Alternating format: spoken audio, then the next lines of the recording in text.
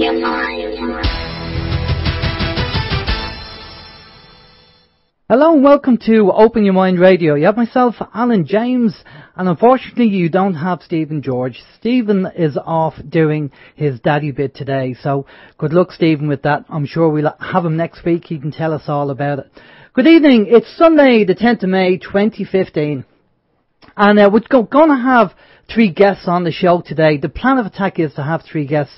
We have Detlev online at the moment. We're hoping to have, that's Detlev from Wake News Radio over in Switzerland. And we're hoping to have Gary Hendershot from Wide Awake News and hopefully Vinnie Eastwood from the Vinnie Eastwood Show. That's the plan of attack. The problem is when you're dealing with time zones and everything else, sometimes it goes out of kilter, especially with the British summertime hour and everything else. So hopefully during the show they'll be giving us a shout and we'll get them online, we'll get them in. We also might have JayPee from Wolf Spirit Radio as well. We might get JayPee in as well if he's available and have a chat with JayPee. And what we're doing is we're just going to catch up on things that are happening during the year, during the last few years, and globally what's going on today. That's really the plan of attack. But before that, let's find out what the communication channels are. The communication channels are email info@oymireland.com, by phone 046 927 1212, and you can also contact us direct through the OYM chat room. Right, now the Studio 1 is actually set up for 2 people, so I'm all hands tonight on the show. We have the chat room, the OYM chat room. Hopefully it's going to be a bit faster tonight, fingers crossed. We do have our internet service provider monitoring the website to see what's going on speed-wise.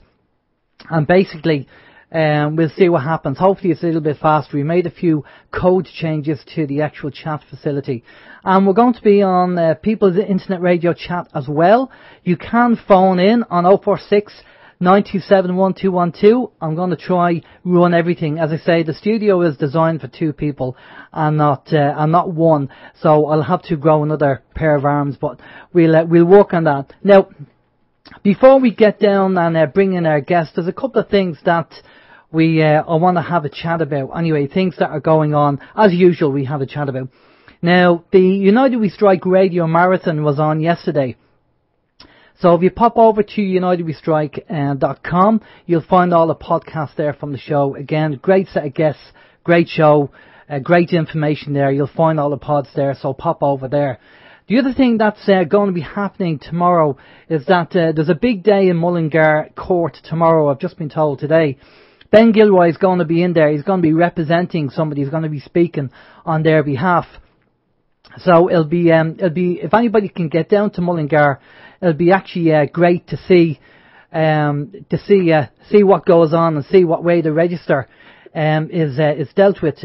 We just have JayPee has just agreed to come on the show as well there. So hi JayPee, I'll be just with you in a few minutes, JayPee, if you can just bear with me there for a minute. Yeah, I'll mute out.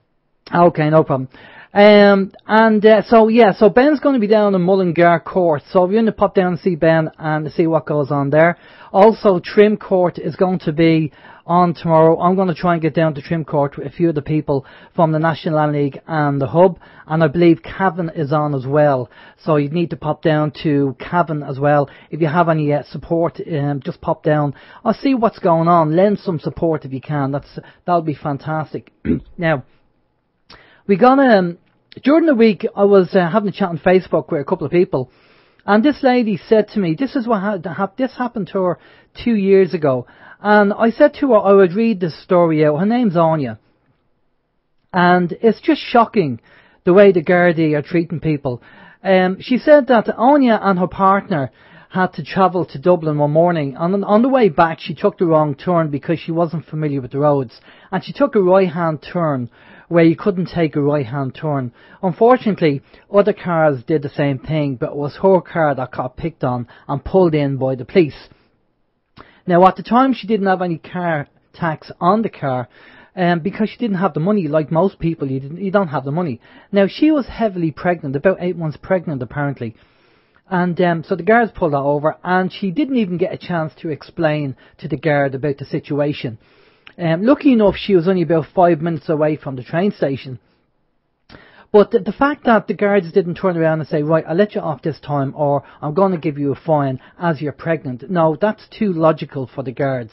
So they actually went and took the actual car off her and left her stranded there. I mean, as I say, lucky she was near the train station, but the woman was 8 months pregnant.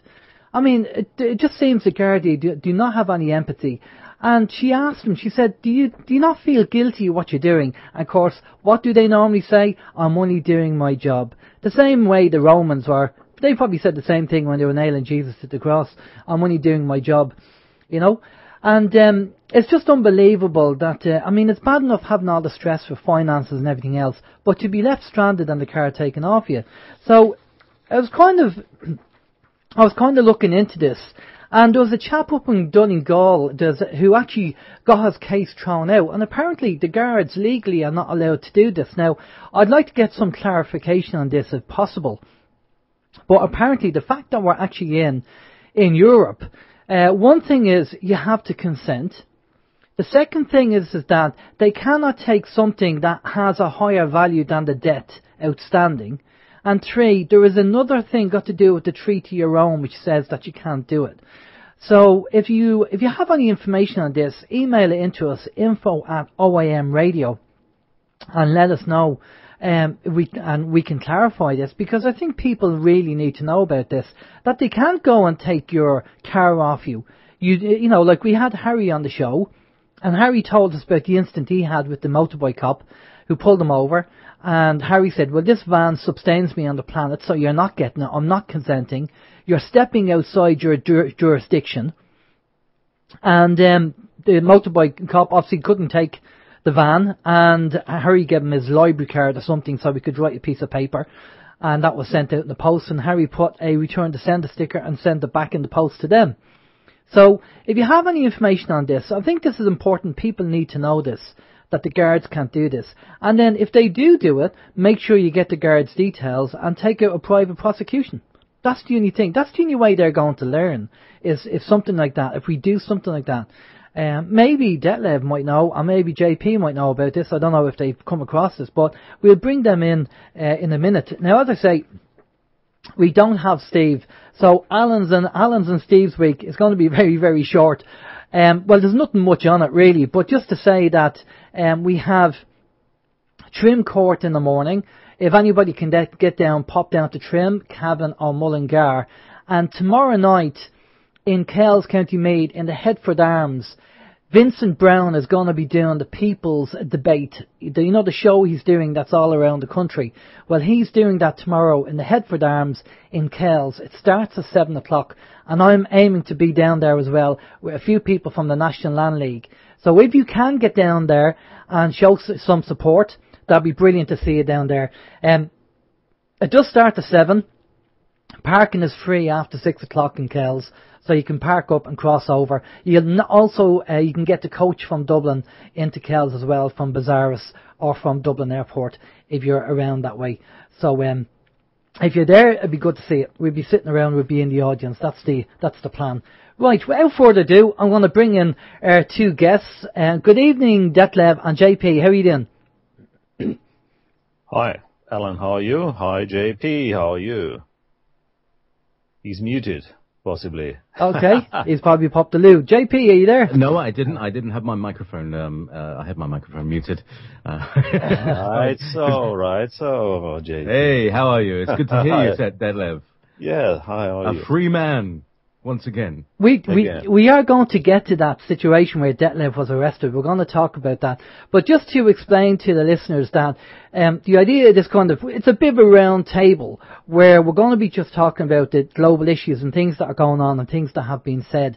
As you say, Gary and Vin are not online yet, but as soon as they come on, I will drag them into the show. Fingers crossed they come online, and we'll bring them in, and then we'll continue on the chat from where we left off. But the first thing is, we'll go over to you, Detlev, first, because last week you were arrested. And the video, I posted the video up on our Facebook page to let everybody know, and we've seen the footage. And I know you said it was a traffic misdemeanor or something simple with an unpaid ticket, but there seemed to be an awful lot of police around you for an unpaid ticket. Tell us what happened. Well, it happened April 27th. Very true. It was not an unpaid ticket. I never pay any tickets anyway. Okay. Yeah, because are you paying to any corporation or company you are not really having any contract with? Well, that's another issue. That's the issue that we have with Irish Water in Ireland at the moment. Yeah. You know, yes. so. Well, that's worldwide. I mean, there are no more sovereign states around. We all have discovered this. At least, of those I know. The major ones are all corporations. And also the institutions inside, the official institutions also are corporations. Whether it's a court or whether it's, a prosecutor office, they are all corporations.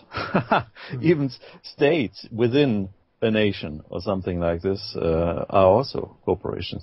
At least in the area where I'm reporting on, mainly that's the German part. That's Austria, Germany, and Switzerland. That's the case. It's the same thing in Belgium.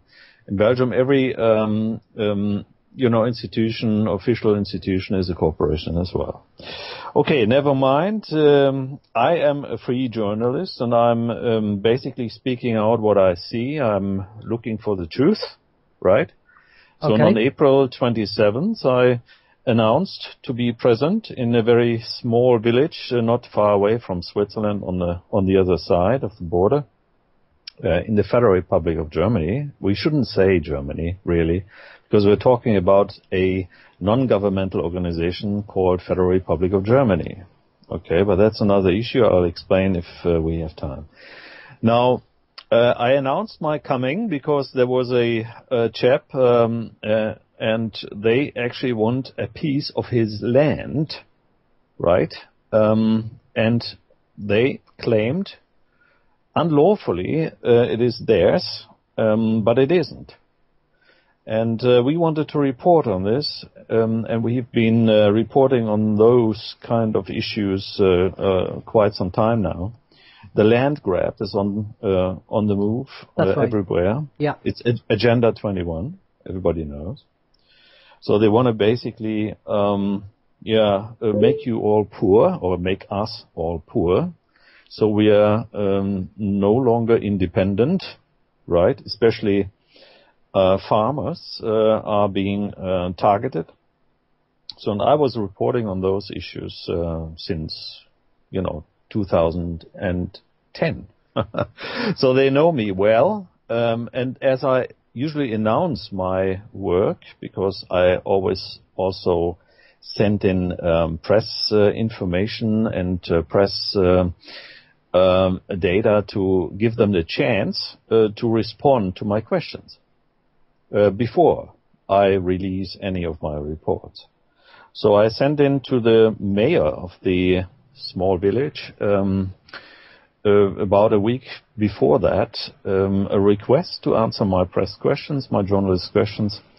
No reply. So I also invited quite a few other people to join in as witnesses, as free journalists as well, to take pictures and film it, on video. And and I could only come a couple of hours later, because I was busy on another job. So when I arrived with my car at the specific place, I saw a huge amount of people, especially also weaponized, uniformed gents and ladies. No ladies this time, only gents. I never call them police because police is a trademark in the Federal Republic of Germany. So it is reserved to an institution called Bavaria. Bavaria is is also a state within the Federal Republic of Germany, and they have registered the brand name Polizei in German, right? To the trademark office there, the agency. So basically, everybody who's wearing, textiles or anything where Polizei or police, as you would call it in English, is written on, is a trademark, right? Okay. So they cannot prove they are state officials. They don't have. They just have a. If they show you any ID cards, that's an ID card any corporation could issue to their employees, right? Okay.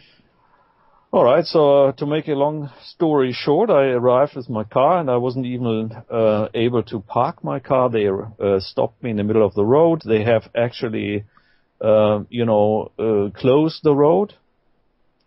So they came with 6, weaponized, uniformed gents and asked me for my papers.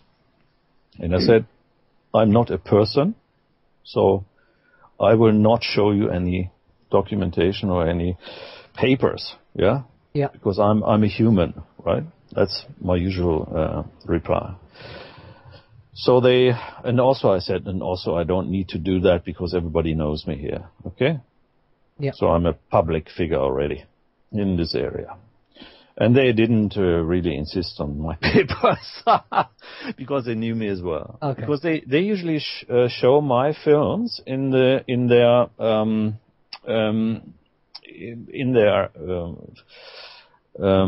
stages, which they do to prepare for the work. Right, so in their universities and so forth, they show my films because they most probably say, "Listen, this is somebody who is trying to expose us and so on and so forth." Because I always tell them the law.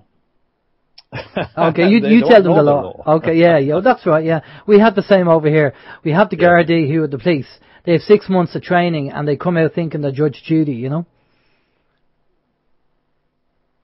Oh yeah, that's right. Yeah.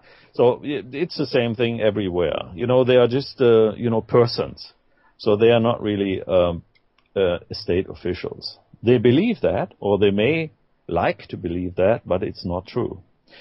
Okay, so they arrested me, put me in handcuffs, and carried me away. So I wasn't able to end my report there, and they basically tried to get me into one of the prisons around.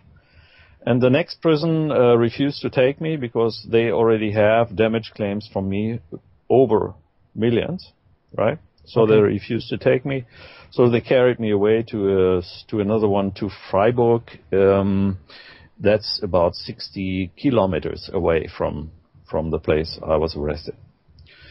Yeah, and everybody I met, I told them, if you are damaging my basic rights and human rights, you will be sued for 20 million euros each, right? Yeah, okay. And I also have this on paper and so forth. It's on my website and everything. And I tell them, you want this, you comply with that, or you don't. And they usually don't say anything, so they comply. Yeah, right. Yeah, which we always say to people that if you don't say no, the answer must be yes. Right. So, and I also reply or do this afterwards in a written form, as so everything is in order. Yeah. So they put me there in jail, and also in the jail they needed 12 people. I'm just I'm a very peaceful person. Oh no, human, as a matter of fact. So they needed 12 people to surround me in the prison in Freiburg, and they forced me to undress. I did this because I didn't want to have any harm, made to me. Okay. So I undressed completely naked, and I told them, "Oh, you like my body, huh? You like that, huh? Are you, someone who likes the same sex, things like that. Okay.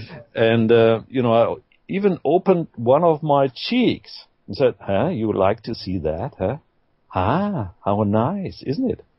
So I made a little fun of them. Okay. And I collected damages of 220 million euros during this happening there. And so I stayed in there for 3 days. 3 days? I didn't take anything. To me, no drinks, no food. So I declared this, and the first thing I did, wrote down 4 pages of declaration, because I'm also, they have damaged my sovereignty, because I am a sovereign German, because I have declared myself an independent state, according to UN resolution A-Res 56-83, Article 9. If there is no real state functioning, and you cannot use this for being, governed, then you can declare your own independence, your own state self-government. Okay, and I've done this in 2011 because the Federal Republic of Germany is not a state, it's not a sovereign state. It is not the Germany which surrendered, by the way, May 7th or 8th, rather. You are familiar with that, the V-Day, which is taking place everywhere at the moment. But this is also not the right and correct definition, because it's not Germany which surrendered. It was only the German Wehrmacht, so the military, who surrendered, because we are still at war. So there's no peace treaty. No.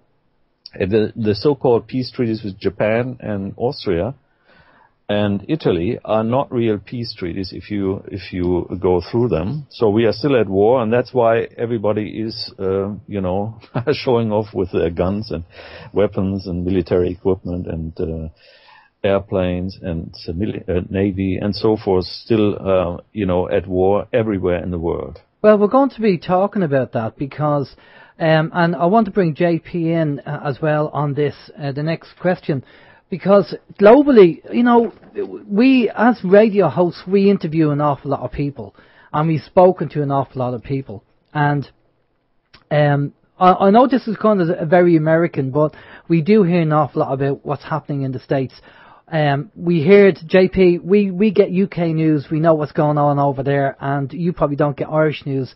Over here we have protests regarding Irish water. They want to privatise it. Like around the world, they want to do that. But I'm aware of that. Yeah, so the information that, and I'll get your take on this and then I'll ask Detlev, it's basically got to do with, what's coming up, what's coming down the line, and what the elites are doing. Now, in the last few days, if not the last couple of weeks, we've learned that the New York Fed is moving a lot of operations to Chicago because of concerns about a natural disaster. Now also, the federal government is has bought 62 million rounds of ammunition commonly used in AR-15 semi-automatic rifles for training purposes. And NORAD is moving back to Cheyenne Mountain because it is EMP-hardened. In addition, government authorities have scheduled a whole host of unusual training exercises all over the States called Jade Helm. So we're just wondering what the elite are doing. Are they planning something big, or is there something coming down the line that we are not aware of? What have you heard, JayPee? Right. Okay. So there's lots of stuff there. First of all, my take on Jade Helm is that it's a training exercise for the computer program that is called Jade. Yeah, JADE stands for it's a piece of software. It's like Access or Excel, Okay. It's a piece of software, and it's a deployment planning software. So that's why they're planning they're deploying large amounts of things so that this piece of software can organize events that are planned by the AI, right? Because the AI is the thing that's in charge of everything. Everybody. that's the thing. It's the what we call it, the Matrix, or there is an artificial intelligence that is moving things into place, and it's had access to future predictions, and it's now got the web bot, so it's now able to look into the future and plan around us. It's very tricky. Anyway, but as far as Jade Helm's concerned, it's just to see if what the program thinks actually can work out onto the ground.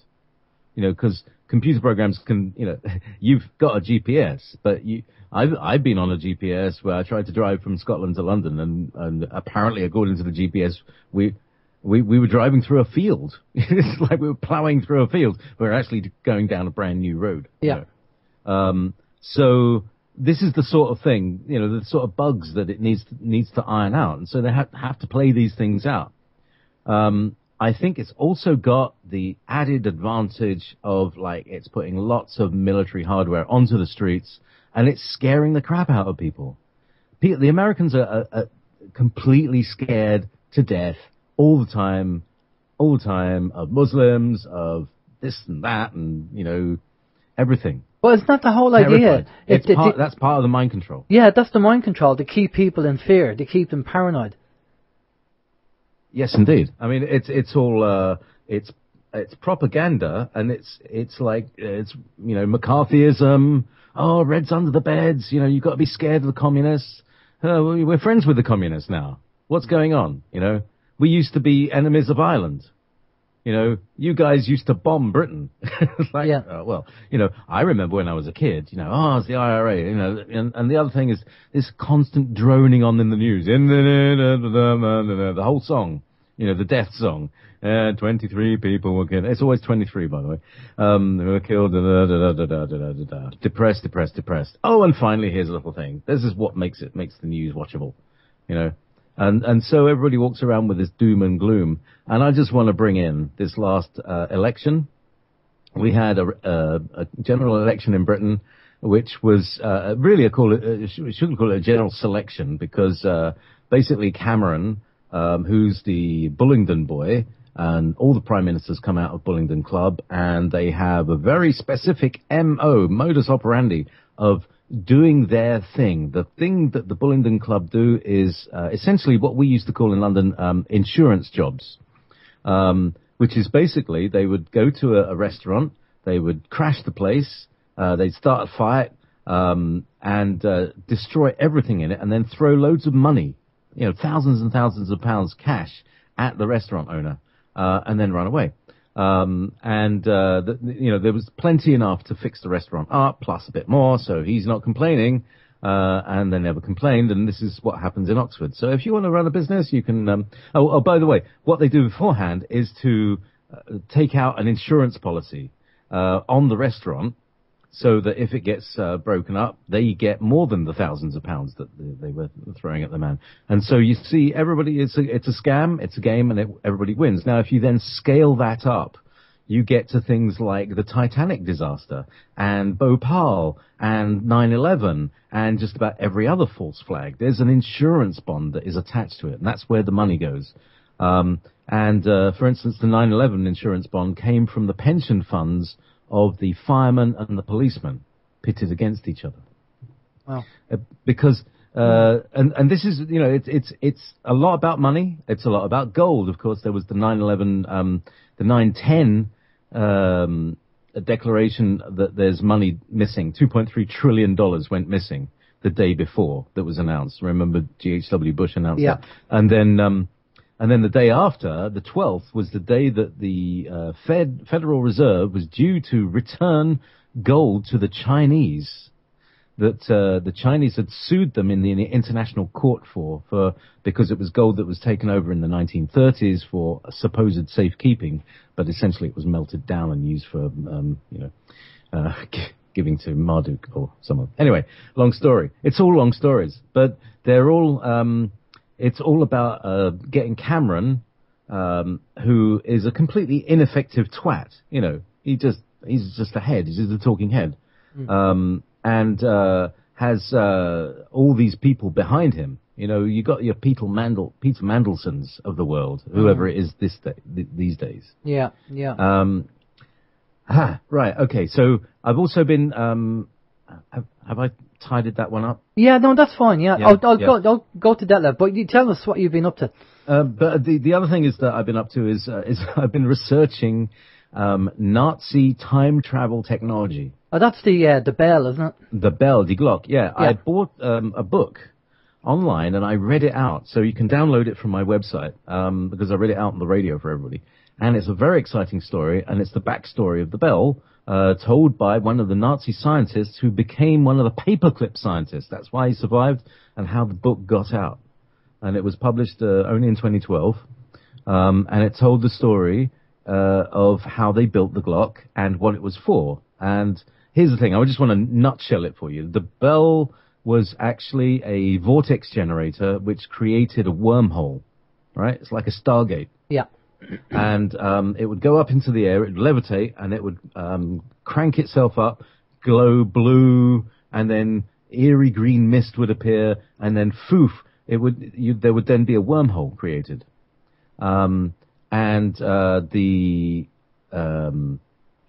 idea of it was part of the Wunderwaffe. Now, I don't know what you guys know about but basically the Germans had some destructive technology that were like neutron bombs. There was a red mercury bomb, an atom bomb, there's a zombie bomb, something that turned people into zombies. I mean, like, no kidding. They had radiation that could zombify people. It was horrific, really horrific. And what they were going to do was deliver that to Washington via this wormhole. So they would crank up the wormhole, and then they would chuck this bomb through it, and it would deliver in an instant, without any warning at all, a highly destructive weapon. And that was the Wunderwaffe, and they were 1 month away from deploying it. Now, the Brits thought that it was 6 months away from it, but they were actually 1 month away. Anyway, there's an exciting story. So, Detlev, whereabouts do you live? Well, I live here in Basel in Switzerland. That's exactly on the border to Germany, or the current what we know as Germany, yeah. Let's just call it Germany. We get you that it's a corporation like everything else, yeah. Yes, yeah. Okay. Well, I'm going to. Let Detlev. He's got something to say. Yeah. Well, I live here in Basel, and Basel is the center of the Rothchild banking system, called the Bank of International Settlement. So that's exactly here where I live, and it's also a center of the Zionists, right? Because the Zionism was created here in Basel. Yeah, they set it up here in Basel. Mr. Herzl actually did this, and he was definitely working for the Rothschilds as well. And also, everybody else in the world is also working for the Rothschilds. The Federal Republic of Germany was created in a villa of the Rothschilds close to Frankfurt. Also an information which is not very well known around the world. So it's all a Rothschild's world. We understand that there's something more behind Rothschilds as well, but, let's not get into this, because that's, Alan, how many hours are you planning on having us on? Well, Gary's just come online, so I'm going to bring Gary in, but what I want to do is really focus on what's happening now, on what all the predictions are, because at the moment there's an awful lot going on globally, and everybody has their opinion on what's going on. And so with the fact that all of us are radio hosts and we speak to an awful lot of people, the idea is to kind of get your opinion based on all the guests that you've interviewed, what you think is going on. I mean, the one big thing that's happening at the moment, they're talking about, September seems to be a very poignant date. Now, I don't like focusing on certain dates, because dates have come and gone. There's an asteroid coming, on Friday, and, all that kind of stuff. But there seems to be an awful lot pointing to this September for some reason. They're talking about the blood moon, and it's a super Shemitah, and you have the French foreign minister and the John Kerry talking about the 500 days to avoid climate chaos. So what I want to try and fit in is everybody's opinion on what they feel is going on. Because of the Jade Helm and because of the Fed Reserve moving, the Cheyenne Mountain open up to the EMP. That's really what I want to try and get on the show today, if we can do that. All right, I got some stuff. Okay, right. well, number one. Okay, well, let me just bring Gary in because I just brought Gary in there. Good evening, Gary. How are you doing? Okay, now I think I'm unmuted. Doing well. Sorry, I'm a little bit late. I was calculating time zones on my fingers and toes, and I think I miscalculated. I didn't think you wanted me until about 30 minutes from now. But I'm happy to be here. That's okay. Thanks for jumping in, Gary. Much appreciated. The general idea is just a round table, and we're going to be, as you probably heard me saying there, just because we interview so many people on our radio shows, it's good to get, because you're in the States, JayPee's in Scotland, Detlev's in Switzerland. Hopefully we'll have Vinny in. Vinny is, it's probably about 25 to 8 in the morning where Vinny is at the moment. So if we get Vinny in, we have a kind of fairly good coverage of radio hosts globally. And just to kind of talk about what's going on, because we seem to be, I don't know whether you guys feel it, but we're getting to kind of this kind of peak.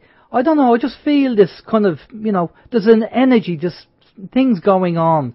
And I just want to kind of, get your take on it. Are we going mad, or are you hearing it? Are you feeling it? And all that kind of stuff. So, I'll just go to Detlev there for a minute, Gary, because we were just getting stuck into that topic. So, Detlev, you interviewed Dr. Joseph Cipollone, so you know his thinking, and you know the other bits and pieces that I've just mentioned there. What's your take on that? Yeah, thanks. Hi, Gary, by the way.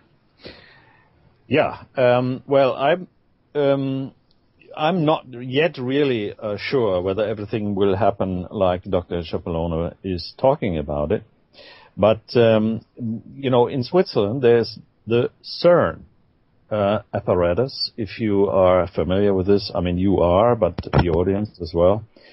And we do have regular headaches over here. So they are really building up a huge magnetic wave, if you want to, magnetic power, which you can feel, because they're using energy each day, which the whole of Switzerland is consuming just for running this operation. And we also know this is 600,000 times.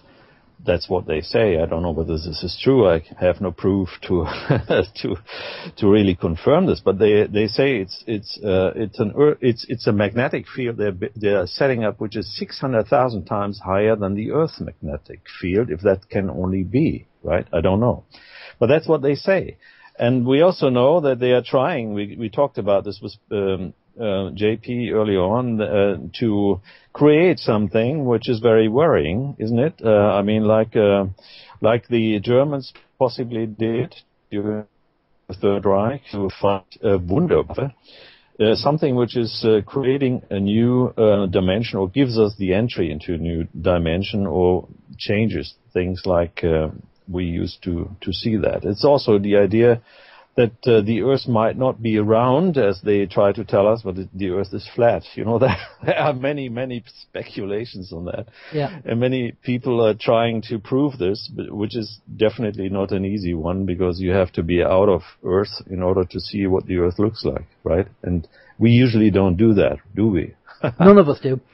Yeah. It's an interesting, I mean, we are going to be looking at getting a guest on to talk about this and why he feels the Earth is flat. It's a good kind of topic of conversation, as long as you don't get into an argument over it. But it's, let's put it out there. I mean, that's what open your mind is all about. To contemplate things. It doesn't mean you have to believe it, but just to be able to kind of talk about what if, Sure, absolutely, and I'm pretty worried because you are familiar with the Deagle.com website. They are predicting numbers and developments into 2025, and they collect the information from all kind of sources, public sources, military sources, and so forth. And some of the countries are being reduced in terms of population. I mean, Switzerland is supposed to be only a third of what it is now. So that is quite worrying. Also, the United States shows a decline of about 250 million. Shouldn't we be a little bit worried about that? So if you're not familiar with those figures, you should have a look into that. Deagle.com is DEAGEL.com. So it's one of those research and analytic sites. Sorry. Okay. My English is a little Swiss from now on. That's okay. Well, your English is much better than my German, put it that way. Okay, listen, we'll just bring Gary in there. Gary, obviously you're over in the States. You're seeing an awful lot going on, and everybody. JayPee was just talking about Jade Helm and his opinion on what he feels it is. And so what's your take over there on what's going on? Because I know also, I seen a video there the other day, and this lady was making a list of all these stores. All these stores are shutting down, either shutting down completely or shutting down an awful lot of their stores. And there was a massive list. You know, the likes of the Walmarts and the Targets and all these stores are closing down. So what's your take on what's going on over there, Gary? Well, are we talking specifically about Jade Helm? I mean, the fact of the matter is the American military does these practice exercises all the time, and they have done these practice exercises ever since World War II. Now, what happened this time is that somebody got a hold of. Frankly, I think it's a big psyop. You know, they have one of these exercises every year. Now, I will grant you that the one they're pulling off this year is a little bigger and more involved than what they've done previously. But it's a very similar exercise to what they've done previously. It's one of these things where they're practicing for America's invaded and the Chinese have taken over the American government. How do all the special forces respond? Well, they're going to become a guerrilla force. They're going to go to ground, and they're going to have to blend in with the folks out in the country. And then at night they're supposed to, you know, put on their camo and go out and take their revenge. And that's what they're practicing. I think the psyop is to use. I mean, this thing was going to go down whether we liked it or not, whether we knew about it or not. Typically, these things aren't advertised and promoted. You know, the military does have a right to maintain a certain level of security on such things. But I think the psyop was that they released the information just to see how the public would react to something that's been going on ever since World War II anyway. That's my take on Jade Helm. Okay, and what about everything else that's going on? The likes of the Fed moving, the likes of Cheyenne Mountain being opened up again, and all the stores closing, and the DHS. We're getting ready to go to war with Russia, so they need Cheyenne Mountain put back together again. I mean, let's face it, the European central bankers and the U.S. Federal Reserve did not get everything they paid for in Ukraine, and they're really pissed off. I mean, they paid darn good money for all of Ukraine, not just this one little impoverished section. They want Crimea. They want the coal mines in eastern Ukraine. You know, I mean, they paid for that and they didn't get it, and they're pissed. So, you know, they're basically smacking Putin around every chance they get. Just trying to goad him into making a move that would justify a shooting war. Now, if you're going to go into a shooting war with somebody as strong as Russia, to make sure that the powers that be can survive such a thing, you need to have some safe places to stash them. I mean, they don't care about us. I mean, if we get vaporized in a nuclear blast, you know, they don't care about us as long as they've got a safe place to go. And Cheyenne Mountain is a very, very nice facility for somebody who wants to be in a really deep hole for a fairly long period of time. Okay, so the World War III option is still on the cards. Is that not an excuse because of the massive debt that's in the world at the moment that will never get paid, and the bankers know that their time is up. Everybody's kind of catching on to what's going on. They need World War III to kind of, press the reset button. That is the traditional mechanism for having a reset. And it's great for the central bankers because, they get to lend money to both sides. They'll lend money to Russia so Russia can buy weapons to kick America as a butt. They'll lend America money so they can kick Russia's butt. And they'll be fat and happy living in a deep hole in Switzerland, that's where most of them reside. They'll be in a deep hole in Switzerland just laughing at both sides. They don't care because whoever wins, they're gonna get paid from both sides. Okay. So, yeah, big war is great for business. It is for both sides anyway. Well, Detlev was just talking about CERN and what they're trying to do with CERN. So, JayPee, do you want to come in and comment on any of that? Right, okay. Regarding, so again, financial reset. There was a thing about the oil price that dropped last year. Do you guys remember when the oil suddenly dropped 50%? Yeah. $50 a dollar? Mm. Yeah. Sure. This happened through something that has just been revealed a couple of days ago. And it's extremely complex. And I don't know if I'll be able to do justice to it exactly, but this is connected with Anonymous, the real Anonymous, not the fake Anonymous that is like, anyway, but the real Anonymous and the real darknet hackers who, essentially are sort of cyber freedom fighters anyway, so they're all off the grid. They're all completely disappeared. I don't know if you remember Cliff High talking about people who would drift away. These are there are forming communities all over the world. Just people are disappearing, There is. I have been looking at one or two videos where people have gone into certain parks and stuff like that. Now I don't know whether that's the same thing, but they've just disappeared. For no reason, like just gone. Yeah, because they drift away. They're drifting away from society. They're creating a new society by dropping this one completely, just going in 2 feet. Bye-bye. I'm gone. Bye-bye.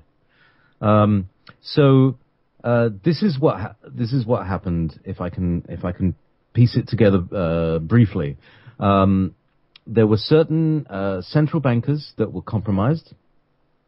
There was a certain removal of support from various darker entities, and that these compromised bankers were made to create an investigation firm, which then Snowdened the world. This is, this thing about Edward Snowden is supposed to be a thumb drive. No, it was a terabyte of information.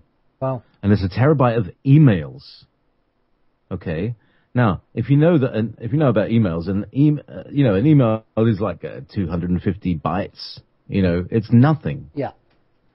So if you're talking about terabytes of emails, there's a lot of words there, and they're taking a long time to work through it, which is why Snowden is just coming out with bits and bits and bits. But one of the bits they managed to focus on early was how the world was controlled, and it was through oil. And it's through the price of oil and this is really good news, by the way. This is really, really, really extremely good news, all right? Because it means the end of fracking. And I'll tell you why. Fracking costs about its profit margin starts at about $60 a barrel. And when it was $100 a barrel, it was worth it. Now, by eliminating and compromising the people who are keeping the oil price high, this is in the speculation futures market, by specifically working with those people and deterring them from doing that anymore, they forced the oil price to go down to $50 and stay there. And what that has done is priced fracked oil out of the market. Well, which means that's a good the thing. end of it is very, very good. So this is one really, really good thing. And also $50 oil means that, logistics can work. You're not paying most of your money for things being trucked around. You can truck around for reasonable. So do you think the head has been cut off the snake, and they're grabbing at straws at the moment? There have been a lot of banker deaths, haven't there? And astronomers. Lots of people in the investment bank community, and these are the people that were driving the world down to hell. Right. But all the ones that are dying off are the middle tier guys who might have led to the top. That's right. They were they're taking out the lieutenants and the captains. They ain't taking out none of them colonels and generals. Not yet. But that's where you start. You start at their support. What's holding up the generals is the information coming from the lieutenants. You compromise your lieutenant, and anyway, so. They've basically got a kind of plug into the matrix, and they're gradually steering it back into a reasonable place. And this has only been announced in the last few days, and it's really complex. I'll let you have the tapes if you like. Okay. Well, they're on YouTube. Okay. Okay. Yeah, no, that's great. Well, one of the things that obviously. Sorry, Alan, but there's so much other stuff. There's a thing about Putin. Yeah. And why he signed the BRICS agreement, and that he was due to be assassinated, and Obama is supposed to be due to be assassinated. And this comes from not only a guest, and you've had him on, I think, Simon Parks. Yeah. Simon just came online actually a few minutes ago. Yeah. Excellent. He has a show on War Spirit Radio now, once a month. Oh, excellent. Okay, In this slot. Yeah. In this slot, 7 till 9 UK time. So he's bringing a lot of new listeners in, and it's great and they're very active and very alive and very awake. So he's a line in to the what he calls the Illuminati, and he's coming up with some very interesting information. So we'll see if that works out. But basically, an extraterrestrial force helped Putin avoid being assassinated. Right. And they took him off planet for 10 days, basically. Yeah, that's when he disappeared. Yeah. But then everybody was wondering where he was around. And why this other guy who sort of looks like him but doesn't say much. just looks tough. Just looks tough though. Yeah, but everybody could see this in with open eyes. Yeah, there was a lookalike put in. But here's the thing. Obviously, Putin has been taken away. I think people are looking at, according to James Corbett anyway, he says that people are looking at Putin and China as the saviors, but in James Corbett's view and the people around James Corbett, he believes that that's just they're the other side to the chess game. They're controlled like the America, Obama and that crew is controlled. I mean, these people at the top, whether you want to call them the Archons or not, they're controlling both sides of the game, and Putin's one side of the game. Anybody want to jump in? Yeah, no, I'm absolutely of the same opinion. Yeah. Well, I'll differ on that one.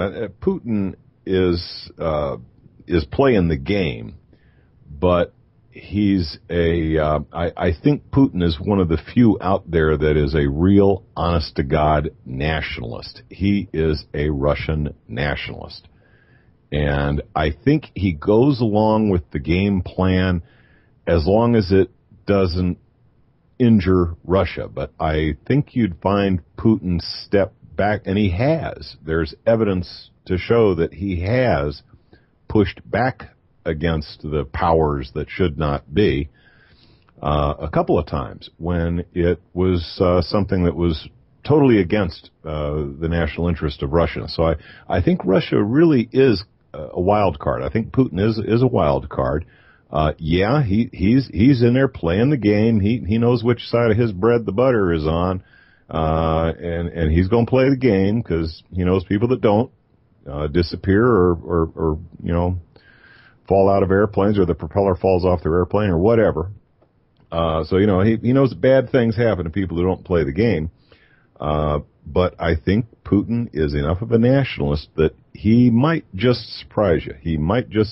And, I mean, as far as World War III goes, he's all in favor of kicking NATO's butt. I mean, he'd love to do it. That is in Russia's interest. I don't think he's quite ready yet. He's still 10 years from having his military to a point where they could have a decisive victory. I mean, right now it could go either way. I mean, really, Russia could maybe beat NATO. It's possible.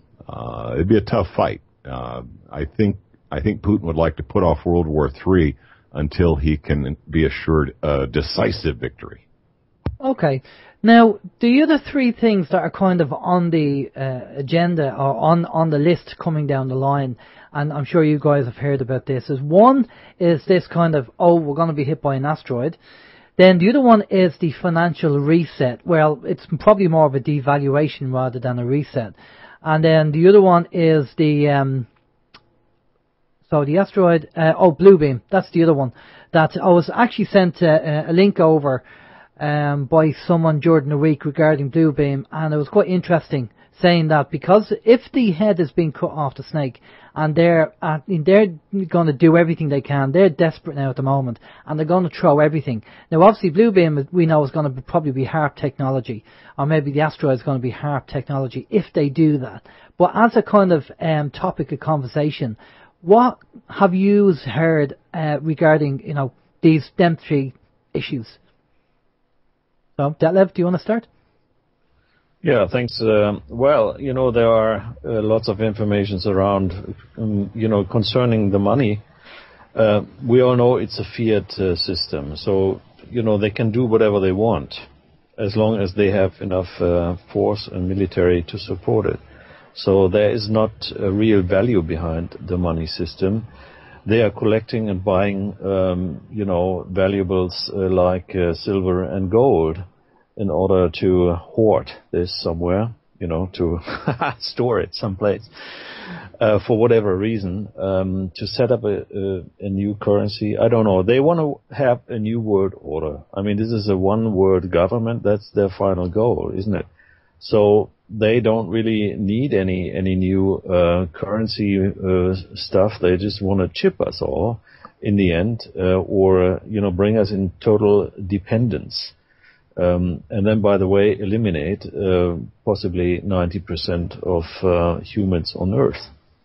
So that's their final goal, and anything goes, But they have to be very careful because we humans are waking up through support by, other forces, whatever, or our creator, you never know. I don't know the truth, so I'm still looking for it. But that's, we are their major threat. So they try to, be very careful in moving forward. So they cannot just abolish the money system as it is at the moment. They want to get rid of cash. We all know that. In Denmark, they've just started to try to do that. Because to shops, they are claiming that they don't need to accept cash, right? So that's one thing that, and other little, nations try to do that as well. So I'm not sure whether they really will be able to change the money system as it is, because humans don't like changes. Much. Well, we've seen that in Ireland. They're beginning to do that over here. One or two banks, they don't accept cash now. But JayPee, what's your take on it? Well, that's very interesting, because I went into my bank yesterday to pay my rent, and she said, we're going to be closing in September. I said, that's very interesting. And here's another thing, right? This may seem off the wall. This may seem completely crazy, but here's the thing, all right? The Illuminati, whenever there is a celebrity death, there's very usually a big kind of game or thing with one of these Madonna-type figures doing a big sort of, stuff, doing that big Illuminati dance thing, ritual idea. And everybody's favorite alien, Robin Williams, died. And then 200 days later, because I just checked the date, check the date difference. 200 days later came Robin Williams. No, Leonard Nimoy, another everybody's favorite alien.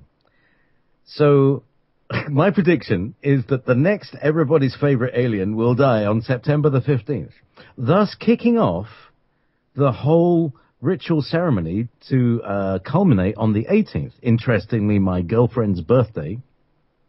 But lots of things happen on the 18th of September. Many things in the past and probably in the future will happen on the 18th of September. So there is this energy going on there. It does seem to be a nexus. Now, Simon Parkes, from his friend, he was a member of the the Knights Templars. And he said, look, mate, we've got a place for you if you want, and this was offered to him very recently. So from his take, they are getting ready to go underground. Okay. This seems to be the thing. Okay, they're all getting ready to go underground. There is a lot of underground activity, including an Atlantean underground base that still potentially exists. And potentially we may actually be in it. But anyway, long story. This is from the remote viewer of Dick Algire, who remote viewed that patch underneath the sea by off Portugal, where there's all these lines. There's lots of ancient history that is coming up. The Return of the Gods. Hang on, I do anyway. What Simon says, is take some food, get some storage, get some rice. Now, I've been living like this for a long time, just to see, right? Buy rice. It's really useful. Get lots of soya sauce. It gives it taste and salt. Lots of salt. And get these basic things. Get borax, because that keeps your bones healthy. Baking soda, bicarbonate of soda. Because you can use it in many things and it removes all sorts of stains. Get some really basic chemicals in large quantities, household chemicals, and also things like rice and pulses and flour, just in case. Cans of stuff. Just buy 2 cans. If you buy what you eat, by the way. Don't buy what you think you're going to need, because you don't eat it.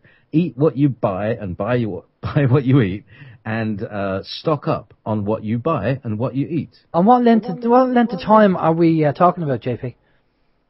Just enough for 3 or 4 weeks. Just say there was a good force that took over the banks, but that the banks had to close down for 4 or 5 weeks to get, to really cleanse it of any infiltration.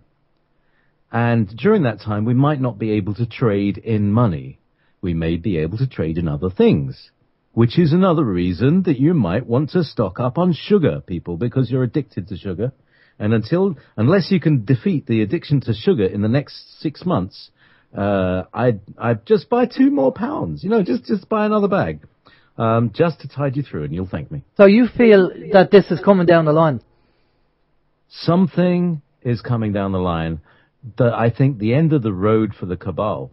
You guys have got a pessimistic sort of bent to your ideas. I'm very positive about these things, because it's only by being positive that we can defeat them. No, it's not. We're not pessimistic. We're open-minded skeptics. Because I'll tell you why. Because we have had loads and loads of guests on, and the one thing they say is, "Oh, he's wrong, I'm right. He's wrong, I'm right." So, and as John Irwin always said, if you put the truth in a barrel full of lies, it's very hard to find the truth. So you can only go by the information and the research that you do, and using, if it's using the discernment, and if it resonates with you. Now, I totally agree with you. I'd rather have it and not need it than need it and not have it. And I'm doing my own little store as Steve is, just to be on the safe side. If nothing happens, then no big deal. We just use the food. But I'd rather have it just in case. And I don't know, I'm pass this over to Gary. Gary, what's your take on what they're planning, or what's happening there? Are you on the positive or negative side, or are you stocking up, or what's happening? Well, I've always, I'm not a Mormon, but I took my cue from the Mormons. Now, the Mormons are notorious preppers. I mean, as part of their religious faith, they you will not find a Mormon that doesn't have a pantry that they could survive on for 6 months or so, and some of them, 4 or 5 years. I mean, it's part of their, it's part of one of their religious tenets. Their ordination, yes. Yeah, so, I listened to the arguments on that, and I said, well, like JayPee said, I mean, if it's something I'm going to eat anyway, why not have a couple months supply? I'm in a situation where I could, matter of fact, I was talking to my wife about this just yesterday as we were planning our vegetable garden. We were comparing notes, and we could probably go for 3 months on just the food that we have here in the house. I'll tell you what, the first couple of days we'd eat like kings because we'd have to eat everything in the freezer before it rotted. Because these are things that people don't consider when we talk about an economic collapse, and that's what's coming. Whether it's caused by war or an asteroid clocking us, or little gray anal probing space aliens coming down and zapping us with a blue beam. I mean, regardless of what pushes the button, you're going to have to be able to live without electricity, without gasoline, without running water, without the McDonald's. So if you don't have some toilet paper stashed and enough of the basics to get you by at least until essential services, food and water, are restored, you're going to be in a bad way. You're going to very quickly turn into a zombie, and you're going to try to break in my door to take the little bit of stash that I've set aside for me and my family, and you're going to walk away with a butt full of lead, if you're lucky. Yeah. Well, there is a great documentary on YouTube. I don't know whether you guys have seen it, called Blackout, and it's a National Geographic documentary, and it's the what if scenario, and it's basically got to do with the power shutting down for 10 days, and they give you an example of one, the prepper, and then two, the couple in the apartment who's given out about the maintenance man because there's no electricity, not realizing that there's been a power down or an EMP issue, maybe solar flare. And that documentary is very realistic because it gives you everybody, from the prepper to the people who aren't prepared and everybody in between on what goes on. And as you say, Gary, the first 3 days, the neighbours having a great time. They're eating all the food out of the freezer and they're having a great time. And a couple of days later, they're killing each other for a tin of beans. Oh, absolutely. Unfortunately, that's kind of what you're going to have to look for.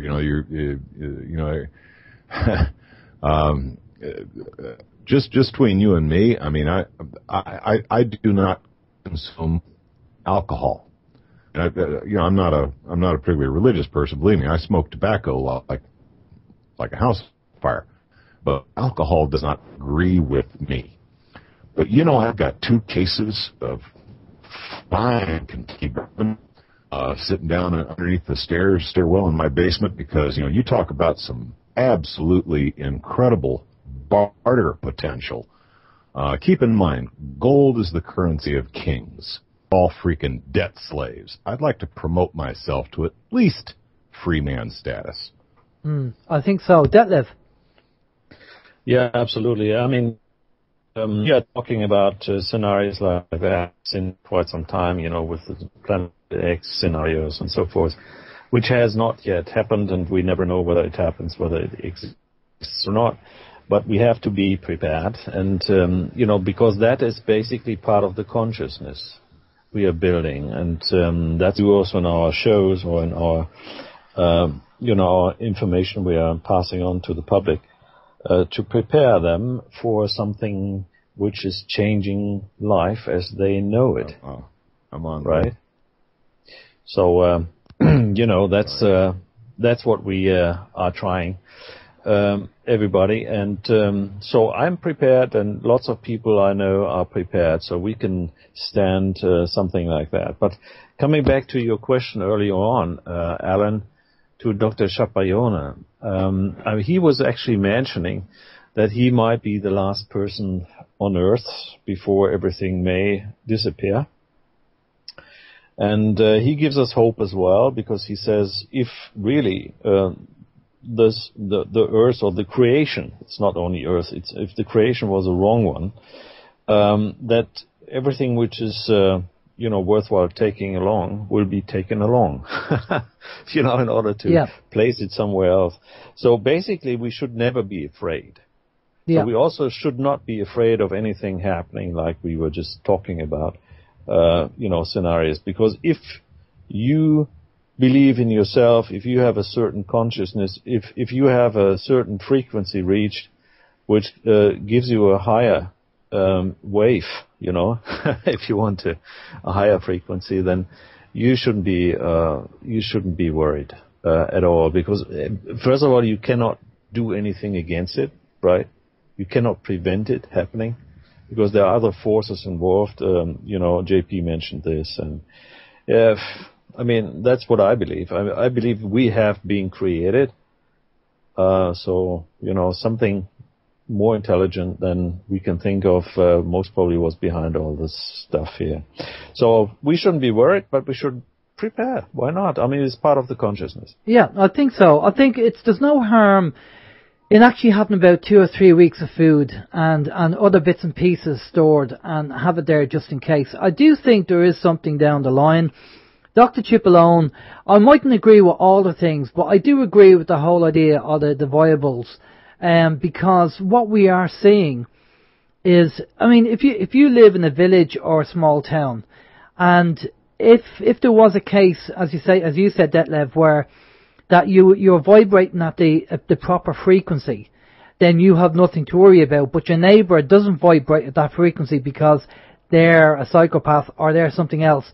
And that you multiply that around the world, then you'd have to say that even a catastrophe like, say, I don't know, just say an asteroid hits the planet and the coastal rivers flood and there's a little stretch of land left and there's people there. Well, in that group of people that are there, you're going to get the people who are having a high vibration, and you'll have people who are psychopaths and selfish and only thinking of themselves. So that doesn't really sort the problem out. So there must be something going on a vibrational level that will only pick up the people who are vibrating on the level that are worthwhile bringing over to the next phase, if that makes sense. JayPee, that makes sense? Well, you're talking about the sorting of the wheat from the chaff, aren't you, my friend? Really, yeah. Essentially, and this is the thing, do you support racial purity or do you support integration? And which way do you think nature would go? Well, nature has, you see animals being with other animals. Well, yeah, but zebras stay with zebras and rhinos stay with rhinos. When racial purity comes in many different flavors.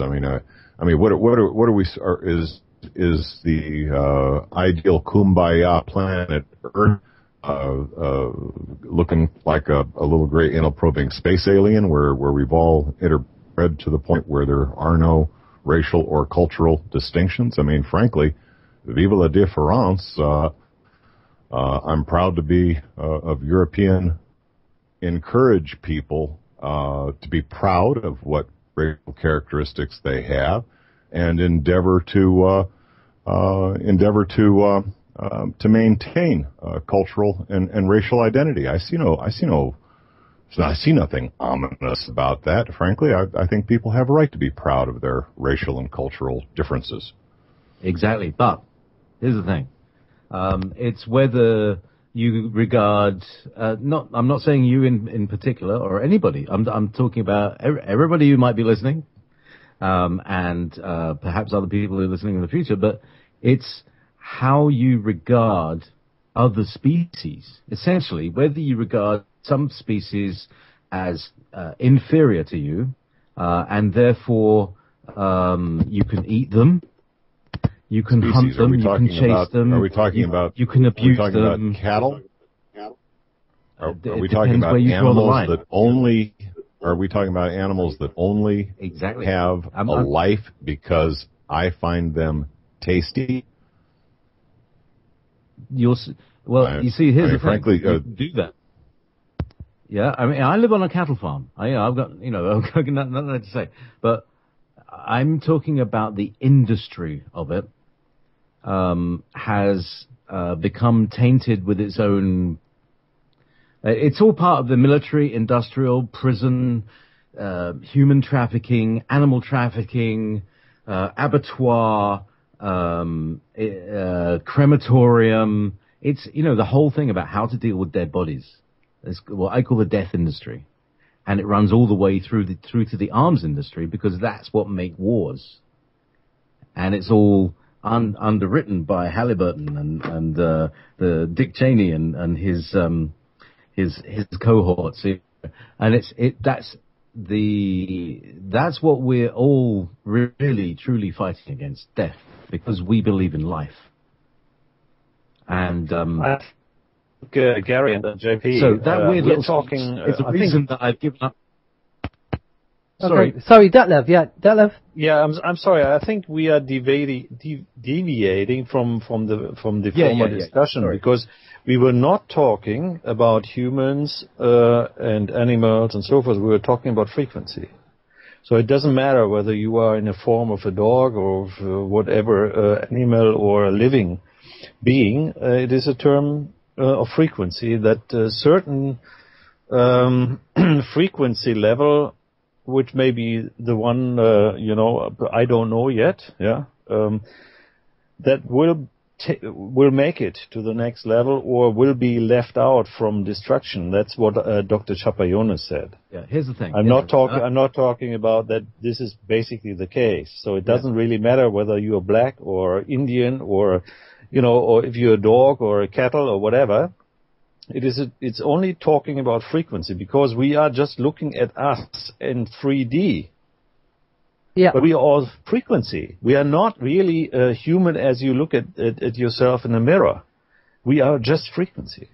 All right. So I just want to finish the point because it brings it right back to exactly what we're talking about. And the word is compassion. Compassion is the frequency which you need to get through this eye of the needle. Yeah. You come into your heart and you can, if you come into your heart, you relate to everything. Well, yeah, I think love is the frequency. I mean, I kind of always say it doesn't matter what the question is, the answer is love, because it's that frequency, because there's them two emotions, love and fear. Which one do you want to experience? And most people want to experience love, and that's such a high frequency. And if you compare, I seen a video where they did some kind of DNA testing where they could actually test the love frequency compared to the DNA frequency, and the DNA, the frequency for fear, which was much faster, where the love frequency was much slower. And the whole idea, I think, of Dr. Cipollone is, the Bible. I mean, are you service to others? Do you get it? Because the three phases are: you're in the matrix, then you wake up to the matrix, and then you realize that your journey is to move away from ego and ignorance and to wisdom and humility and into the love frequency. And the only thing is that, as a Detlev, I would say about Dr. Cipollone is that he's the second person that we've had on the show who has said to us, "Oh, I'm going to be the last person on the planet while everybody else goes." So when I say about, people coming on the show and saying, well, I'm right and I'm right and I'm right, and I did email Dr. Cipollone and say, well, we had somebody else who said the same thing. So this where you have to kind of use a little bit of discernment and kind of sit in the fence and go, okay, well, that's fair enough, Sure. Yeah, I mean, we don't know the truth. I mean, if anybody says he knows the truth, well, I'm happy to learn about it, but there are many truths around, Well, as you say, there's your truth and my truth and the real truth. So we don't know which one it is. But Okay, so Gary, just going back to you on the on that side. I mean, you're saying you're prepped. You have a garden, and you're sorted. JayPee, you're doing the same thing. Detlev, are you doing the same thing? Sure. I mean, I don't have a garden, but I have stocked up, and I know some farmers in the meantime, close by. Okay.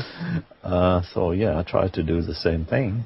Okay, so do you think we're going to, just go over to Gary again. Gary, do you think we're going to end up going back into the community? I mean, community, we've lost the whole community thing thanks to technology and our lives getting, so busy and everything else. Busy doing nothing, really. Do you think that we need to go back to community to survive? Well, we're going to have to, but one thing that everybody who talks about prepping, one thing they always forget about is if there were if you got stuck on Gilligan's Island and no phones, no lights, no motor cars, not a single luxury, what skill could you offer a community to make you personally of such value that others would gather around to protect you and make sure that you had everything you need? Are you a carpenter? Are you a plumber? Can you build a home? In my case, can you make a fine whiskey or a decent motor fuel? If you don't have some critical skill that makes you a person of importance. Keep in mind, the people that we find important now, the basketball player and the soccer player and so forth, the people that we find important now, they're going to be out of work, okay? They're going to just be average schmucks like everybody else. And if they don't have something that they can make, do, or provide, some service, some skill that they can offer the community, they're going to be pretty low on the pecking order. So that's something that I would encourage anybody who's concerned about such a thing. That's something I would encourage folks to take a real hard look at. And if you don't have such a skill, develop it, and develop it quickly. Yeah, I totally agree. Well, JayPee, you said you have your own cattle and you're doing your own. No, I live on a cattle farm. I've got my own chickens though, and chickens are really good. And another thing is, you're talking about skills. We in this community, we do have a broad community of people in a barter system. And this is one of the ways we're building a community using the LET system, the barter system. Yeah, time banking. Yeah. Time banking is another form of it. And one of my skills is that I created the thing using Microsoft Access as an IT guy. Now, if we have no electricity, I think computers are going to keep going. We might, be running on old systems, or we might end up using Linux or something like that.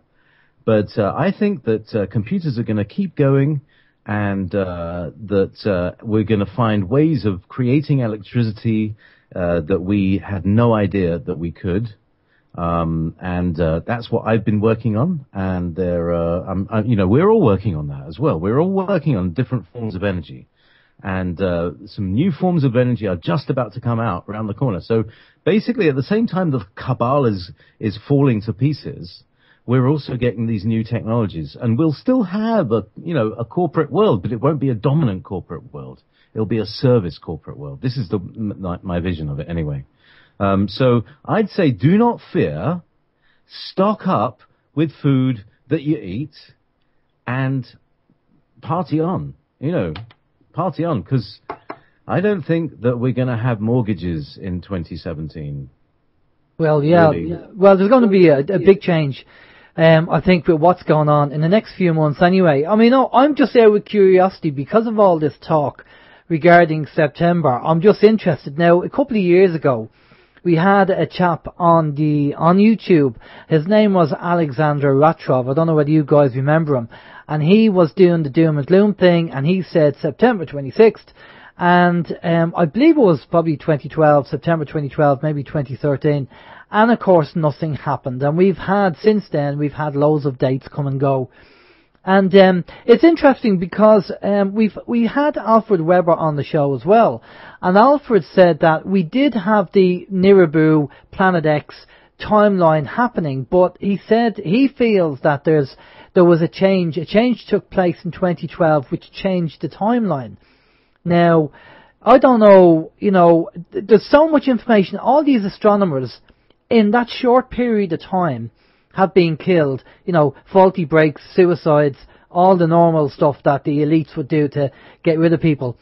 And shoot themselves twice in the back of the head with a nail gun. Yeah. I mean, common way to commit suicide. Exactly, yeah. And then, obviously, I'd hate to say it because we're all radio hosts, but you had your Jeff Rince attack on they used some kind of energy weapon on Jeff Rince, apparently. Now, Gordon Duff, apparently from Veterans Today, I don't know whether you guys heard this, has been exposed as a shill, and Jim Fetzer and a few of the writers of Veterans Today have left. Gary, you might have heard about that, since he's over your neck of the woods. Have you heard that? Well, is Gordon Duff a shill? I mean, he was pretty straight up about it all along. I mean, he said all along that 40% of what he puts out there was indeed a concoction. I mean, it was his stage name. But I don't think that scenario has totally washed yet. I'm keeping a let's wait and see attitude to the Gordon Duff scenario. Bottom line is Gordon Duff came out with some good information that was spot on. He also came out with a lot of crap. His name is not Gordon Duff. I forget what his real name is. It doesn't really matter. Gordon Duff is the persona that he played on this stage called the Internet. Okay, that's fine. I can understand him seeking a certain amount of anonymity. As far as the people leaving Veterans Today, I think that's more about internal politics. And you get a bunch of high-powered people together in the same room, you're going to have a lot of pushing, shoving, and disagreeing. And I think it was more, internal corporate politics at Veterans Today than anything ominous. And as far as Jeff Rentz's situation, here again, don't really know for sure. Something happened that was unusual. Wish I could tell you what it was. He doesn't know for sure that he was hit with some sort of a directed energy weapon. I can tell you that such weapons can be constructed. They can be constructed easily. The radio frequencies that are required are very well known. The material is published, and I will admit to having constructed such weapons for purpose of area denial myself. They're easily built out of Radio Shack parts. Okay, well that's interesting. We have a couple of questions, and I'm going to throw them over to the people that talked about the subject matter, and then if there's a general question, I'll put it out to the three of you. Red Leader on the OYM chat wants to know, JayPee, where did the guest get the info regarding the Bell craft? I have read it out. She can download the book as I read it, called Die Glocke. It's on www.everbeyondradio.com in the archive section under JayPee Reads For You. And you can download the whole thing in a zip file and listen to it. It's fascinating. Jim Mars wrote a really good book on that too. I haven't read that one yet. Brotherhood of the Bell.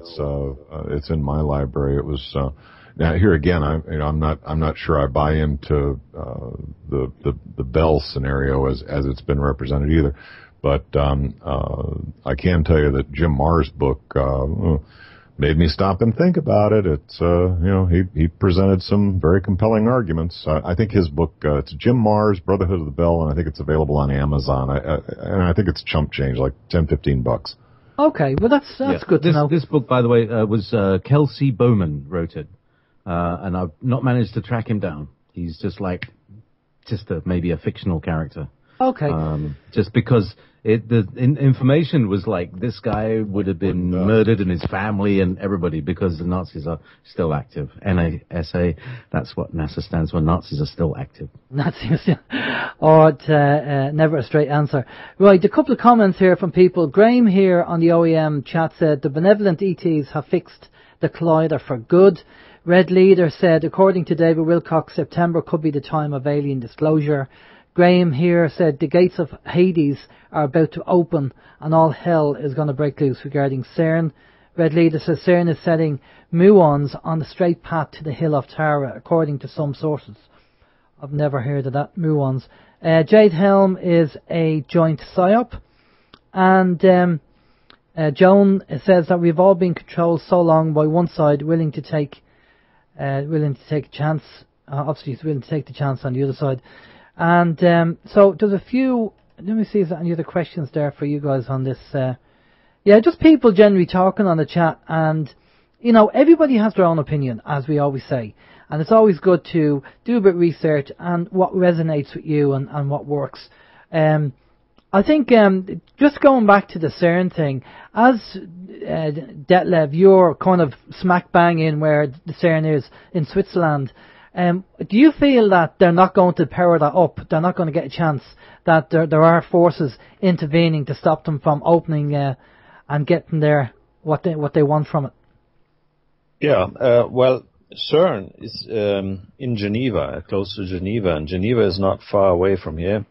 It's about an hour and a half drive from Basel, where I live.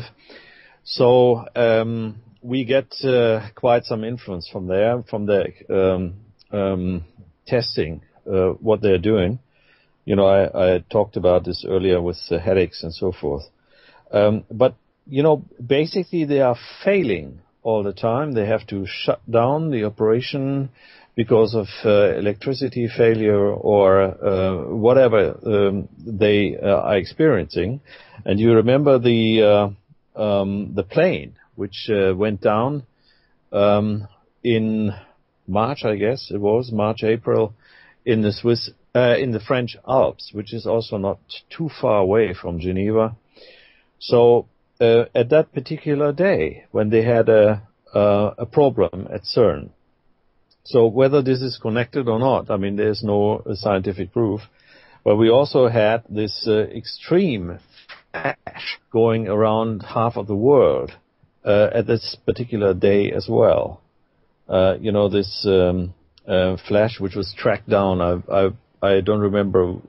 I think it went across the whole of the Atlantic, and there are pictures of that. Okay. Taken, and you can see that. So they are trying to experiment with their machine, their collider. But I think someone or something is interfering all the time when they get close to what they are, what their purpose is. Because I don't think that they are able to do and will be able to do what they are planning. Something is interfering. That's my feeling.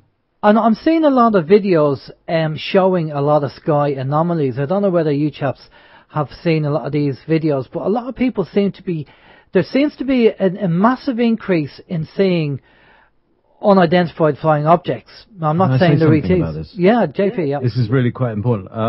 One of the things that we have become we make assumptions of, is that space is empty. It's far from it. And we're approaching, or we're just coming into, an area of what might be called dirty space. However, a, quote, dirt particle could be as big as an aircraft carrier or a small moon. And we're just kind of plowing through this area. The sun is coming through it. And the issue is whether we're going to survive it, on the surface, and that's why everybody's going underground. Well, there's obviously been talk about the elites buying up farms and buying up land, and these silos, these ex-1960 nuclear war nuclear missile silos being converted into underground facilities, bunkers for the rich. if you have the money to do it. I mean, if you go on YouTube and have a look, I mean, they're fantastic to what they've done. But again, it's all got to do with money. And a lot of these hedge fund managers, which has been reported, are going off and doing this. So I think we're all going to have to keep an eye on the elites. And when they start disappearing, which apparently some of them already are, then that's when we'll have to kind of keep an eye on things. Now, you know... this is the time we need to keep an eye on things, right now. This is it. This is the time, because if, you know, again, if it's a case, I don't know whether it's going to be HARP or whether it is going to be Planet X, who knows? But if they're saying, if you go up to Zeta Talk and, you know, you read Nancy Leader and she has kind of good information there, again, you sit on the fence, but it's interesting read all the same. And it's not got to do with scaremongering, it's just information. I mean, that's all I see all this is. It's just information. If you perceive it as a, you know, as a negative, then the best thing is don't read it. Don't read negative information if you're going to get scared with it, you know. I just perceive it as information, but as you say, now is the time to be watching the elites, because now it's very strange that in September as well, apart from everything else that's going on, the Pope is going over to America as well at that particular time. And the first thing that came to my mind was, is he going over there to, because if anything happens, they'll just chuck him in an underground base? Is he gonna tour you know, the Cheyenne Mountain by any chance? Yeah, well, this is it. This is what I'm thinking, Gary. Is it a case that he's over there and, oh my God, something's happening. You're lucky to be over here. Let's bring you into Cheyenne Mountain. Hey, yeah, you know, the doom and gloom. Yeah, every once in a while you got to laugh about it. Otherwise, you know, make you cry. But yeah, I could just see the Pope. You know, I'm just here to tour America. Just here to tour America. How's that the Cheyenne Mountain thing coming along? Let's take a look. Yeah.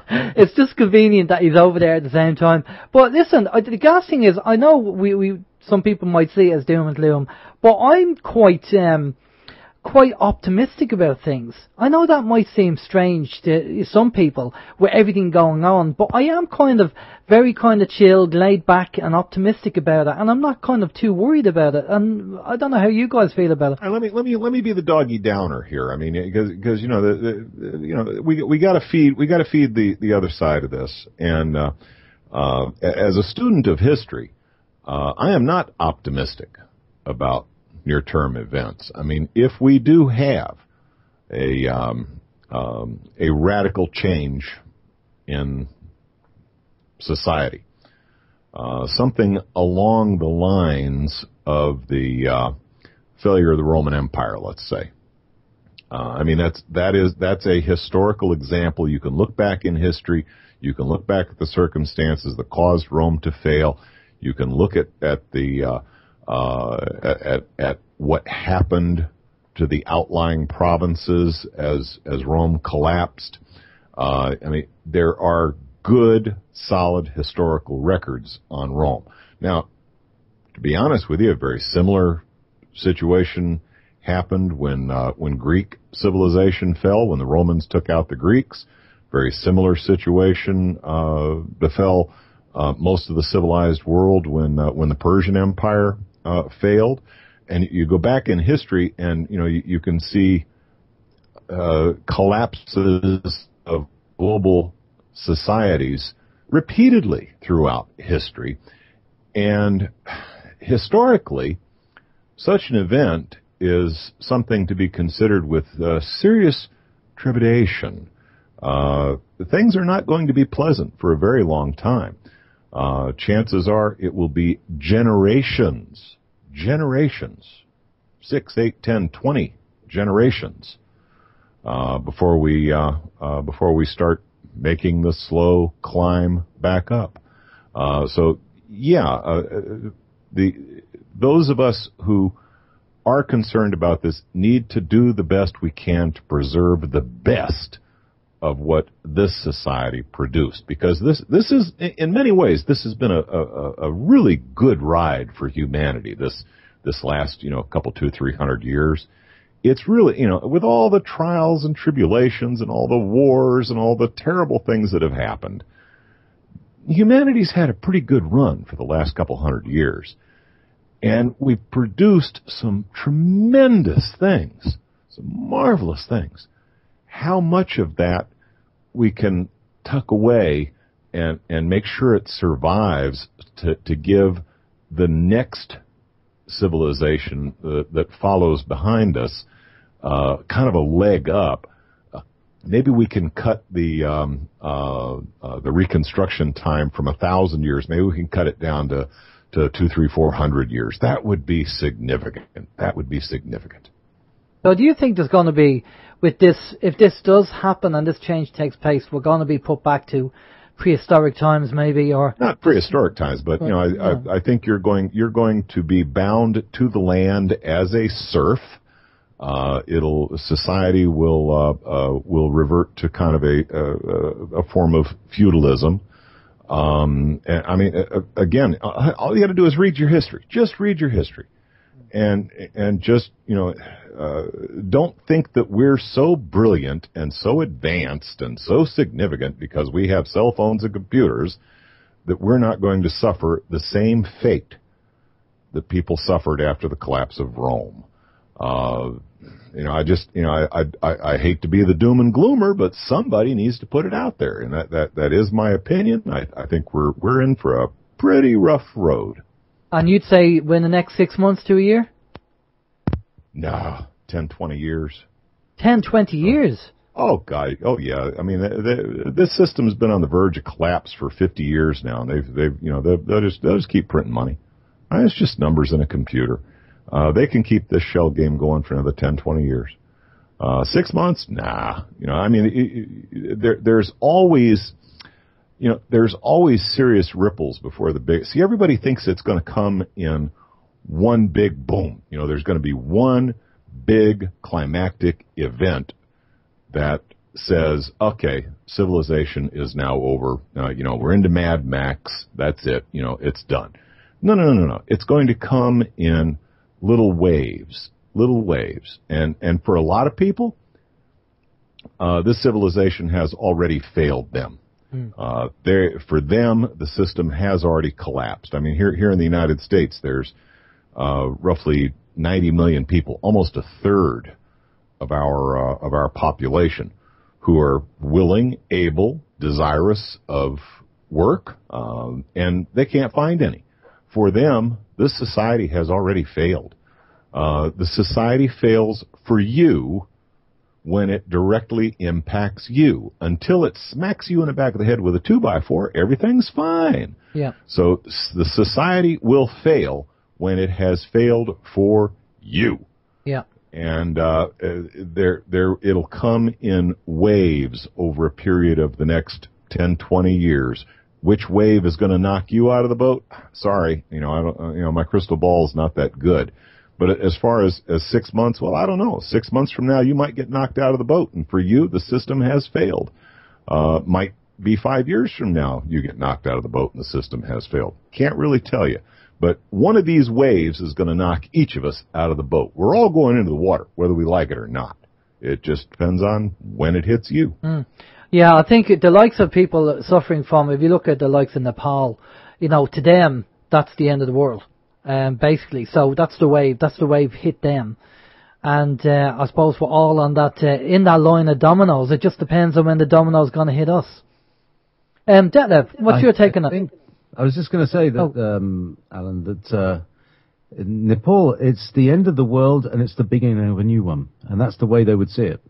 It's very much that Shiva, boom. Okay, thank you very much. Interestingly, Shiva is the symbol that is connected with CERN, and that happens at the same time, didn't it? Not saying, just saying. Yeah. But I'm looking at the world map of earthquakes, and every fault line where there is continental mass seems to be flashing and glowing at the moment. Yeah, it's very. And so, what to me, this is the sign that the Earth is expanding, where there's pressure underneath to push outwards, and that's what all these earthquakes are saying to me. And the Earth is growing very slowly, very, very, very gradually. And And it's provable by GPS, by the way. They found an anomaly. They thought, well, how come the Earth doesn't seem to be where it was? And they discovered that the Earth is growing very, very slowly. You know, it's like 2 inches in 20 years or something. But I will say it has been very active with volcanoes. Yeah. We're seeing a massive increase. This is part of the activity, but I think, like I said, you know, space is not a constant thing. It's not what we've been taught it is.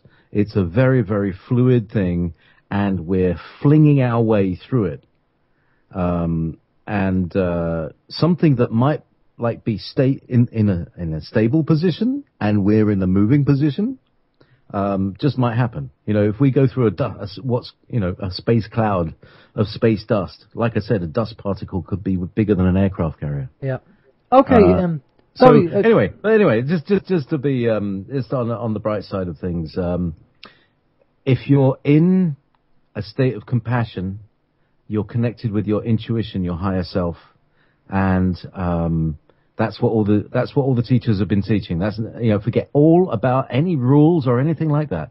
It's all about being in compassion, understanding what compassion is, having an open heart, and being in love instead of being in fear. Exactly. Yeah, no, totally agree with that. Detlev. Yeah, I mean, you know, you remember this funny orb or earth or object in the earth in front of the Vatican. It shows a huge metal ball, you know, breaking apart, and a small ball is either coming out or being moved in. I don't know what. You cannot really make this up. It is. They know something, that something is going to happen to the world, but still there's something left. That's our uncertainty, because we don't know the truth. Again, many things can happen, and I believe that it could be a surprise. I'm a little bit of a different opinion than Gary, but that's, you know, everybody should have his own view on it.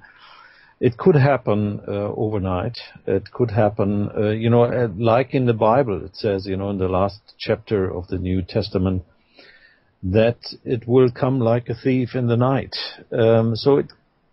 Whether this is true or not, and I'm not a religious person, but you know, it may be, you know, also some information which we should consider could happen. So whatever it is, we will be in a bumpy ride. I agree. Whether, you know, it is necessarily a bad ride, I don't know. I hope not, because the Bible also says, I mean, just to refer to that, you know, everybody is going to have the chance to live in a better world or in a better surrounding. And in the end, we're all frequency. So, you know, we should try to get off this three-dimensional thinking. I think, you know, if we just look at us as being a meta, then we are on a wrong track. We are frequency. Yeah, well, that's I kind of always say that we are spiritual beings experiencing life in physical form, because that's what we are. And, you know, we need to get past this 3D way of thinking, as you said, Detlev, and look at the bigger picture and understand that we are more than what we're being told. I mean, the knowledge is power, and they've taken the knowledge away from us. We know that, and even the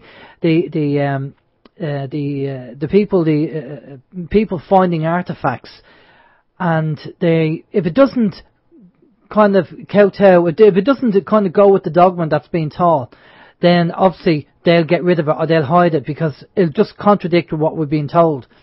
So the archaeologists are just, I'm sure they've come across a lot of stuff. I mean, recently there's an awful lot's been come out, especially with the Smithsonian Institute saying that they had hidden giant skeletons, and then the skulls being found, and you know, we had that chap on regarding the Star Child, Lloyd Pye. He was on the show, and he was telling us about the Star Child skull that he found. So there seems to be an awful lot more coming out, which is great from a disclosure point of view. And you know, long may it you know, carry on. As to when Putin disappeared for them 10 days, we just got a few minutes left there, but when he disappeared for 10 days, apparently there was an announcement to the press saying don't go home, stay there, because Putin has an announcement to make. And people were surmising that he was going to come out and talk about either Planet X or disclosure, which nothing happened. Just quickly, between the three of you, what do you think that was meant to be? Say, Gary first. Wow, I really can't comment on that one. That one is just too woo for me. Okay, JP. There was a leak, a deliberate leak by the British intelligence services to the Russian intelligence services to say that they had nuclear weapons pointed at Moscow. And that was seen through by Putin and his crew. And then that's when he asked for help to leave the planet. And for the rest of that to, by the way, that was just before he left the planet. Right, so okay. I'm going to tell you something, but wait there. Okay, right, yeah. Okay. That's interesting. So he put a space in there for this whole thing to play out. And, he actually narrowly avoided falling for that trick. Right, okay. Well, so he really is I really believe he is the hero of this moment. Right. For preventing us. I mean, we've averted Third World War again.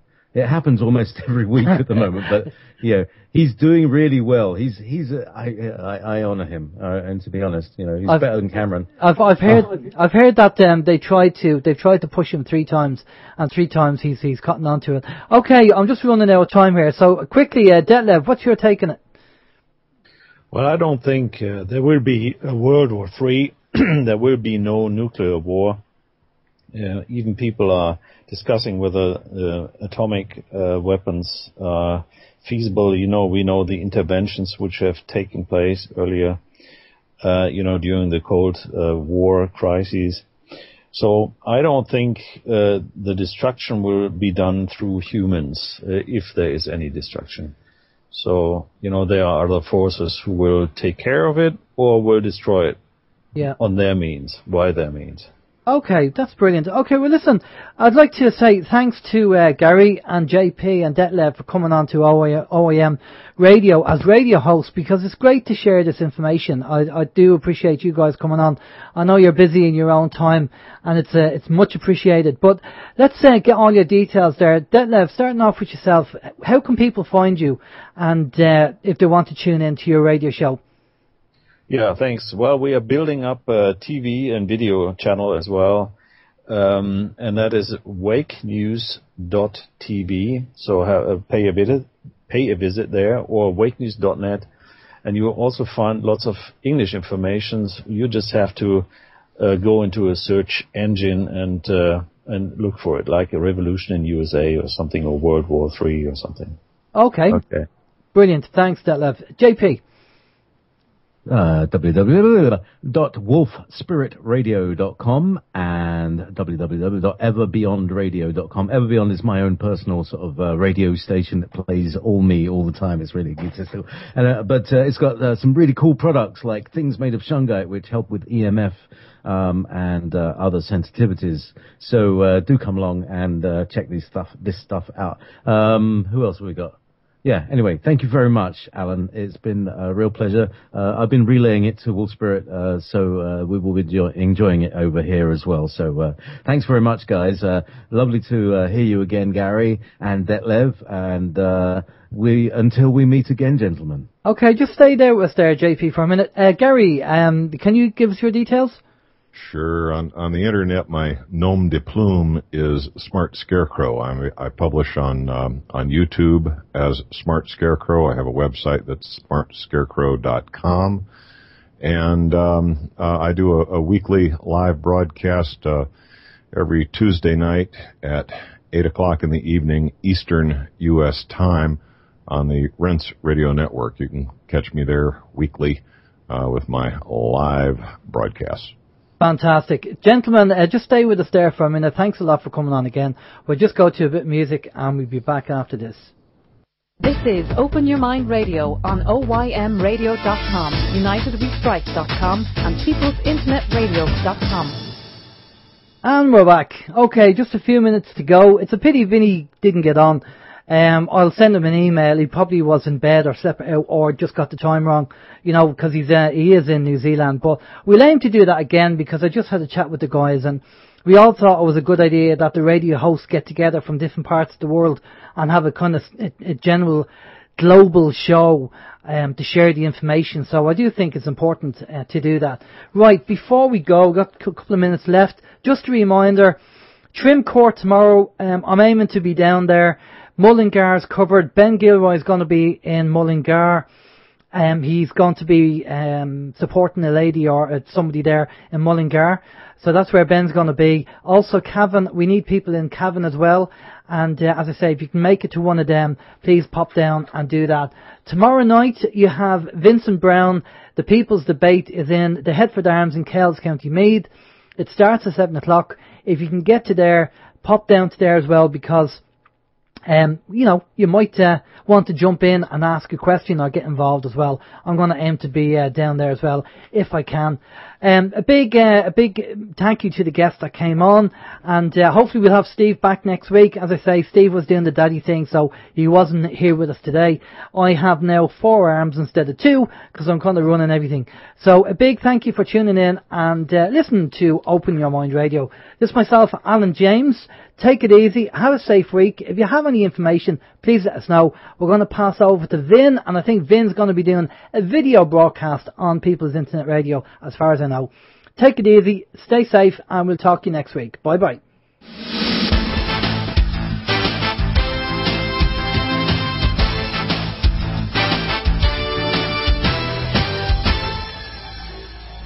Open your mind.